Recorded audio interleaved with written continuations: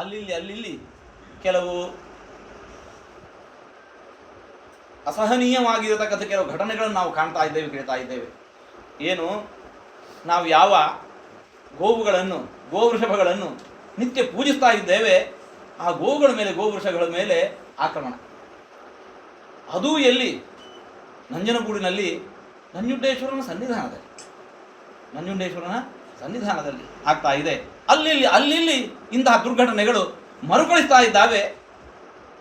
ನಾವು ಸರಕಾರಕ್ಕೊಂದಿಷ್ಟು ಕೇಳಿಕೊಂಡಾಯಿತು, ಹೇಳಿ ಆಯಿತು, ದೊರೆತನಕ ದೂರು ಅಂತ ಮಾತಿದೆ.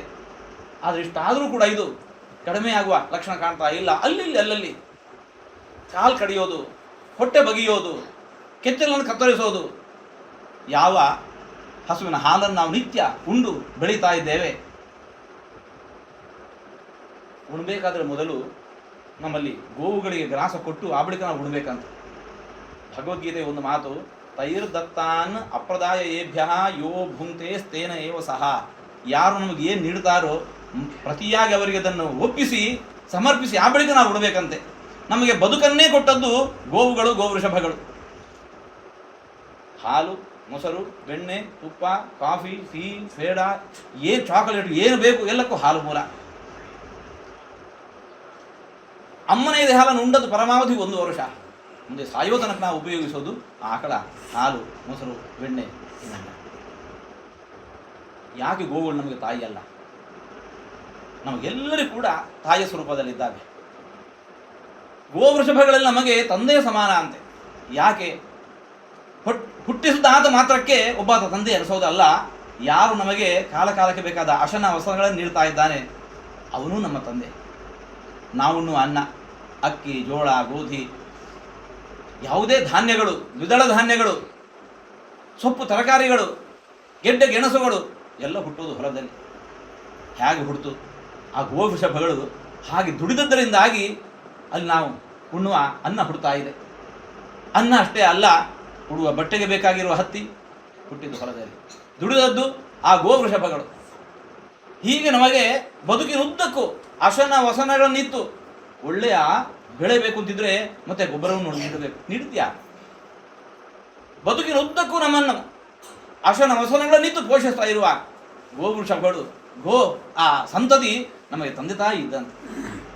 ಇದು ನಮ್ಮ ಸಂಸ್ಕೃತಿ. ಅಂತಹ ಗೋವುಗಳ ಮೇಲೆ ಈ ರೀತಿಯ ಅಪಚಾರ, ಅನ್ಯಾಯ ನಡೆಯುವುದನ್ನು ಕಂಡು ನಾವು ಸುಮ್ಮನಿದ್ದೇವೆ ಅಂತಂದರೆ ದೇವರು ಮೆಚ್ಚಲಾರ. ನೀನು ಆರಿಗಾದೆಯೋ ಎಲೆ ಮಾನವ ಅಂತ ಹೇಳ್ಕೊಂಡು ಗೋವು ಹೇಳೋ ಹೊತ್ತಿಗೆ ಆ ಪುಣ್ಯಕೋಟಿಯ ಮೇಲೆ ನಡೀತಾ ಇರುವ ದೌರ್ಜನ್ಯವನ್ನು ನಾವು ಸಹಿಸೋದು ಸಾಧ್ಯ ಆಗ್ತಾ ಇಲ್ಲ. ಆ ನೆಲೆಯಲ್ಲಿ ಇನ್ನೇನು ಮಾಡೋಣ? ದೊರೆತನಕ ದೂರು ಕೊಟ್ಟಾಯಿತು. ಕೊನೆಗೆ ಇನ್ನು ದೇವರನ್ನು ನಾವು ಪ್ರಾರ್ಥಿಸಬೇಕು. ನಾವೆಲ್ಲರೂ ಕೂಡ ನಮ್ಮ ಕ್ಷೇತ್ರದಲ್ಲಿ ನಮ್ಮ ಶಿಷ್ಯವರ್ಗಕ್ಕೆ ಹೇಳೋಣ. ಎಲ್ಲರೂ ಕೂಡ ನಮ್ಮಿಂದ ಹೇಗೆ ಸಾಧ್ಯವೋ ಹಾಗೆ ಒಂದು ವಾರಗಳ ತನಕ ಕಡಿಮೆ ಪಕ್ಷ ವಿಷ್ಣು ಸಹಸ್ರನಾಮ ಪಾರಾಯಣ, ಇಲ್ಲ ಶಿವಪಂಚಾಕ್ಷರ ಮಂತ್ರ ಜಪ ಮಾಡಿಕೊಂಡು ಗೋಪಾಲಕೃಷ್ಣ ಅಂತ ಒಂದು ಕಡೆ ನಾವು ಕೃಷ್ಣನ ಪೂಜಿಸುವಾಗ ಗೋಪಾಲಕೃಷ್ಣ ಅಂತ ಪೂಜಿಸ್ತಾ ಇದ್ದೇವೆ. ಮಹರುದ್ರ ದೇವರನ್ನು ಪೂಜಿಸುವಾಗ ನಂದಿವಾಹನ ಅಂತ ಪೂಜಿಸ್ತಾ ಇದ್ದೇವೆ.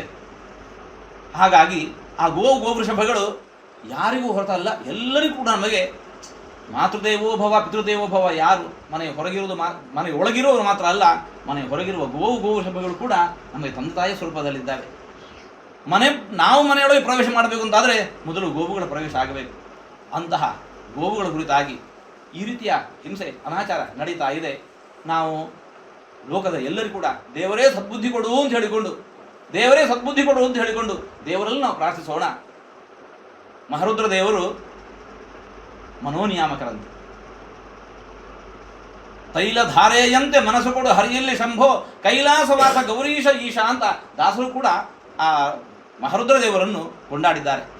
ಅಂತಹ ರುದ್ರದೇವರ ಕ್ಷೇತ್ರಗಳಲ್ಲಿ, ನಮ್ಮ ಮಠಗಳಲ್ಲಿ, ದೇವಾಲಯಗಳಲ್ಲಿ, ಮಠ ಮಂದಿರಗಳಲ್ಲಿ ಎಲ್ಲರೂ ಕೂಡ ಸಾಮೂಹಿಕವಾಗಿ ನಾವು ಒಂದಿಷ್ಟು ದೇವತಾ ಪ್ರಾರ್ಥನೆಯನ್ನು ಮಾಡಿ, ಅದು ಶಿವಪಂಚಾಕ್ಷರ ಮಂತ್ರ ಜಪ ಇರಬಹುದು, ವಿಷ್ಣು ಸಹಸ್ರನಾಮ ಪಾರಾಯಣ ಇರಬಹುದು, ಈ ಮೂಲಕ ದೇವರಲ್ಲಿ ಪ್ರಾರ್ಥಿಸೋಣ. ಎಲ್ಲರೂ ಕೂಡ ಒಳ್ಳೆ ಬುದ್ಧಿ ಕೊಡೋ ದೇವರೇ. ಆ ಗೋವುಗಳ ಮೇಲೆ, ಮೂಕ ಪ್ರಾಣಿಗಳ ಮೇಲೆ ಒಂದು ಮಾತಿದೆ, ಏನು, ಗೋವಿನಷ್ಟು ಸಾಧು ಅಂತ ಹೇಳಿಕೊಂಡು. ಸಾಧುತ್ವಕ್ಕೆ ಇನ್ನೊಂದು ಪರ್ಯಾಯ ಪದ ಅದು ಗೋವು. ಅಂತಹ ಗೋವಿನ ಮೇಲೆ ಈ ರೀತಿಯಾಗಿ ಆಕ್ರಮಣ ಅನಾಚಾರ ನಡೀತಾ ಇರುವಂತಹದ್ದು ಅದು ಅಕ್ಷಮ್ಯ ಅಪರಾಧ ಆಗಿದೆ. ಭಗವಂತ ಈ ರೀತಿಯಾಗಿ ಲೋಕದಲ್ಲಿ ಅವುಗಳಿಗೆ ಆ ಮೂಕ ವೇದನೆ ನೀಡದಂತೆ ಎಲ್ಲರಿಗೂ ಕೂಡ ಒಳ್ಳೆ ಬುದ್ಧಿ ಕೊಡು ಅಂತ ನಾವು ದೇವರಲ್ಲಿ ಪ್ರಾರ್ಥಿಸೋಣ. ಎಲ್ಲರೂ ಕೂಡ ಇದರಲ್ಲಿ ತೊಡಗಿಕೊಳ್ಳೋಣ. ಎಲ್ಲರಿಗೂ ಭಗವಂತನ ಅನುಗ್ರಹ ಆಗಲಿ, ಎಲ್ಲರಿಗೂ ಉಳಿತಾಯ.